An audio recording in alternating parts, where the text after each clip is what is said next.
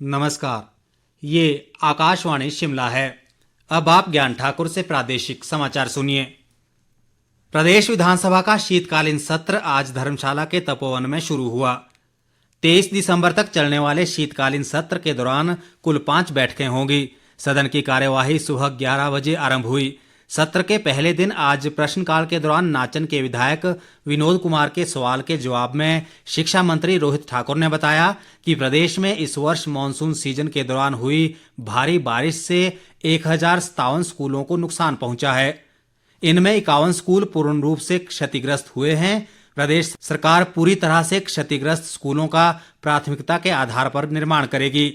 इसके लिए बजट का प्रावधान किया जाएगा। रोहित ठाकुर ने कहा कि आंशिक रूप से क्षतिग्रस्त स्कूलों की चरणबद्ध तरीके से मुरम्मत की जाएगी और इसके लिए वित्तीय वर्ष 2024-25 में बजट का प्रावधान किया जाएगा।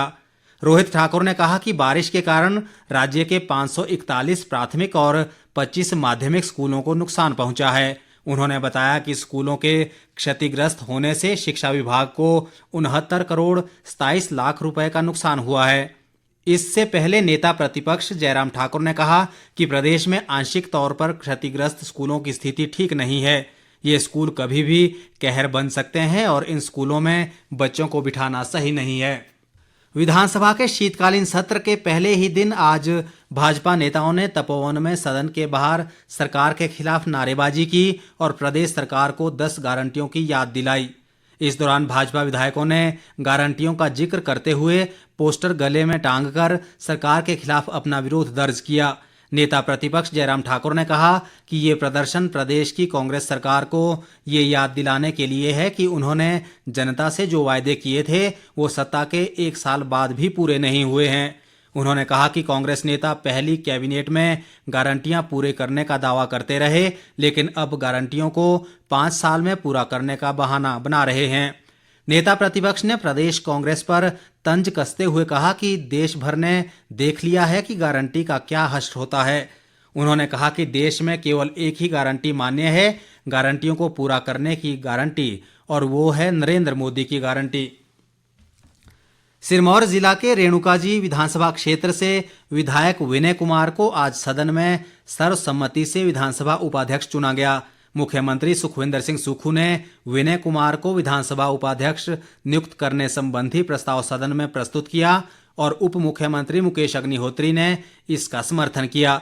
दूसरा प्रस्ताव कृषि मंत्री चंद्र कुमार ने प्रस्तुत किया। स्वास्थ्य मंत्री कर्नल धनीराम शांडिल ने इसका समर्थन किया। इसी तरह तीसरा प्रस्ताव नेता प्रतिपक्ष जयराम ठाकुर ने प्रस्तुत किया, जिसका भाजपा विधायक हंसराज ने समर्थन किया। बाद में मुख्यमंत्री की ओर से प्रस्तुत प्रस्ताव को सदन ने ध्वनि मत से पारित कर दिया। दोनों पक्षों की सर्वसम्मति के बाद विधानसभा अध्यक्ष कुलदीप सिंह पठानिया ने विनय कुमार की उपाध्यक्ष के नाम की घोषणा की। युवा मामले और खेल मंत्री अनुराग सिंह ठाकुर ने देश के युवाओं से माई युवा भारत मंच से जुड़ने की अपील की है, ताकि भारत को 2047 तक विकसित राष्ट्र बनाने का लक्ष्य प्राप्त किया जा सके। एक वीडियो संदेश में अनुराग ठाकुर ने कहा कि इस लक्ष्य को प्राप्त करने के लिए युवाओं को महत्वपूर्ण भूमिका निभानी है। उन्होंने ये भी कहा कि भारत ने पिछले कुछ वर्षों में ऐतिहासिक लक्ष्यों को प्राप्त करके विश्व के मंच पर नई पहचान बनाई है।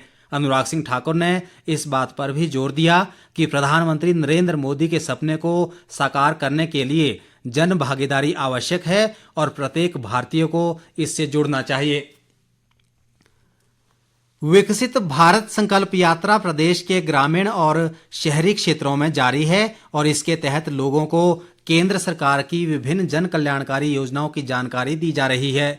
इसी कड़ी में आज कांगड़ा जिला के सुलह विधानसभा क्षेत्र की गरला देई पंचायत में ग्रामीणों को केंद्र सरकार की जन कल्याणकारी योजनाओं की जानकारी दी गई।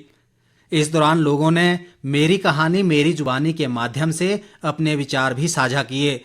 इसी तरह पालमपुर विधानसभा क्षेत्र की चंदपुर पंचायत में भी विभिन्न विभागों द्वारा केंद्र सरकार द्वारा चलाई जा रही अनेक कल्याणकारी योजनाओं की जानकारी लोगों को दी गई। इधर बिलासपुर जिले की पंजेल, खुर्द, सेऊ और वेरीमिया पंचायतों में विकसित भारत संकल्प यात्रा के दौरान स्थानीय लोगों को केंद्रीय योजनाओं के बारे में अवगत करवाया गया। इस अवसर पर लाभार्थियों ने अपने अनुभव भी साझा किए। इसके साथ ही प्रादेशिक समाचार का ये बुलेटिन समाप्त हुआ। नमस्कार।